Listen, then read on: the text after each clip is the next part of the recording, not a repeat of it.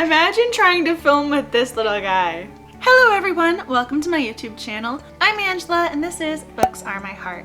I have a massive book haul to share with you. I apologize in advance if you hear any background noises because I'm sitting on the floor today, and whenever I'm on the floor my dog thinks that I'm there to play with him, so he's sitting on my lap, he keeps handing me things, so if you hear any noise, just know it's my dog. And he's so cute, you can't get mad. The first item in my haul that I'm really excited about is my classic set for C.S. Lewis. So there are a few of his classic texts included in this. We have Surprised by Joy, the Screwtape Letters, which I've already read before and I highly recommend. This book is a classic for a reason. The Four Loves, The Problem of Pain, Miracles, The Great Divorce, and Mere Christianity. This is one of those books you will undoubtedly hear about if you take a theology class as an undergraduate or a graduate student. It is extraordinarily influential for a reason. Let's put that up here, shall we?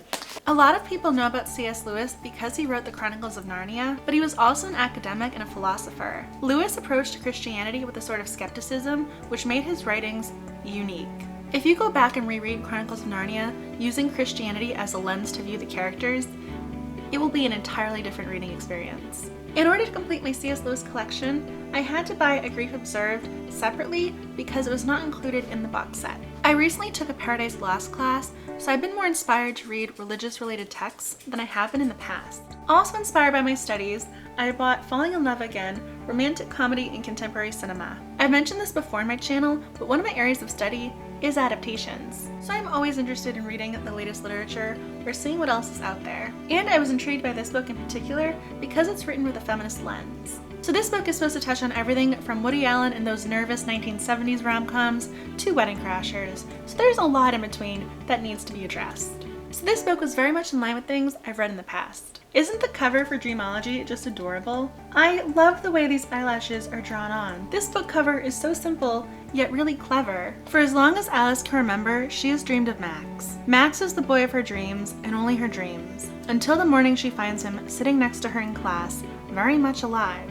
As Alice and Max get to know each other all over again, Alice learns that the real Max is nothing like Dream Max. He's complicated and stubborn and has a whole life Alice isn't a part of. When their dreams start interfering with their waking hours, Alex and Max have to find a way to make them stop. But when you fall in love in your dreams, can reality ever be enough? How could you not want to read this book? It just sounds so intriguing. Dreams versus reality? I'm going to be along for that ride. I'll read this book.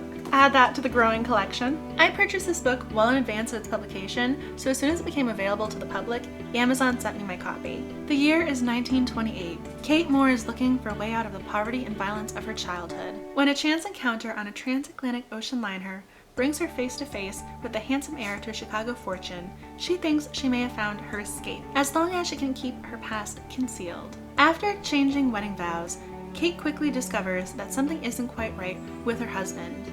As Mrs. Matthew Lamont, she must contend with her husband's disturbing past, his domineering mother, and his overly close sister. Isolated at Lakecrest, the sprawling, secluded Lamont estate, she searches desperately for clues to Matthew's terrors, which she suspects stem from the mysterious disappearance of his aunt years before. As Kate stumbles deeper into a maze of family secrets, she begins to question everyone's sanity, especially her own. But just how far will she go to break free of this family's twisted past? This book really reminded me of Rebecca, and that is one of my favorite books, so if there's something even remotely similar, plot-wise, character-wise, I am going to want to keep reading. Next up, we have a recent award winner, The Girl Who Drank the Moon. This book cover is gorgeous.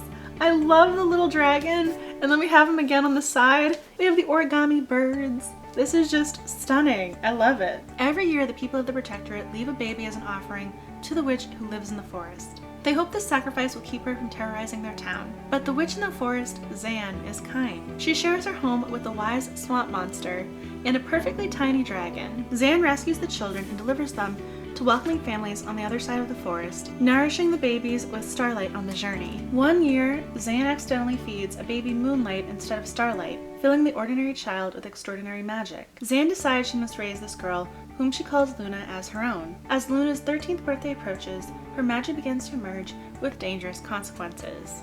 Meanwhile, a young man from the Protectorate is determined to free his people by killing the witch. Deadly birds with uncertain intentions flock nearby. A volcano quiet for centuries rumbles just beneath the earth's surface, and the woman with the tiger's heart is on the prowl. The author of the highly acclaimed, award-winning novel, The Witch's Boy, has written an epic coming-of-age fairy tale destined to be a modern classic. This is a definite to be read. I love this little dragon, just so cute. There's still more. I was recommended to read the Serafina series, and if I read the first book, I'm going to want to read the second book. So naturally, I bought them both. Never go into the deep parts of the forest. There are many dangers there, and they will ensnare your soul. Doesn't that sound interesting? Serafina has never had a reason to disobey her pa and venture beyond the grounds of the Baltimore estate. There's plenty to explore in her grand home, although she must take care never to be seen. None of the rich folk upstairs know that Serafina exists. She and her pa, the estate's maintenance man, have secretly lived in the basement for as long as Serafina can remember. But when the children of the estate start disappearing, only Serafina knows who the culprit is. A terrifying man in a black cloak who stalks Baltimore's quarters at night. Following her own harrowing escape, Serafina risks everything by joining forces with Braden Vanderbilt, the young nephew of Baltimore's owners. Braden and Serafina must uncover the man in the black cloak's true identity before all of the children vanish one by one. Serafina's hunt leads her into the very forest that she has been taught to fear. There she discovers a forgotten legacy of magic, one that is bound to her own identity. In order to save the children of Baltimore, Serafina must seek the answers that will unlock the puzzle of her past. 2 more for the to-be-read list. Next up from my book haul is A Man Called Ove. I want to see the movie, so naturally I have to read the book first. When I first read this book jacket summary, I immediately thought of Mr. Fredricksen from Up. Then there were other things that came to mind: Tuesdays with Morrie, St. Vincent.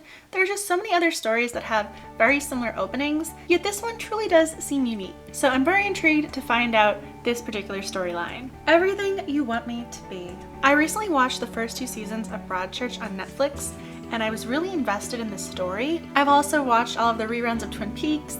Lately I've been watching Riverdale on the CW. This book chronicles and explores the year leading up to our main character Hattie's death and the influence it has on her small town. Whenever a small community loses one of its members, there's always this gaping hole, and all of the other characters start to reveal their true intentions, motives, thoughts, how they really perceive the victim, and so much more. So I'm very intrigued to see how this book explores that small town dynamic. I am hoping this book is as good as it sounds. And the last book, Small Admissions. Our main character, Kate, is looking for a way to come out of her rut. Her longtime boyfriend broke up with her, and now she's looking for a new job. Kate interviews and is given a job at Hudson Day School, where she becomes admissions officer. There, she meets with the parents, she interviews the children, and things pick up from there. Even though Kate is still upset about her relationship ending, she has a lot going on in her life now. As someone who's been in academia for a very long time, the admissions office is something that has always baffled me. So when I saw there was a book dedicated to a character who was working in an admissions office, I had to buy it. This concludes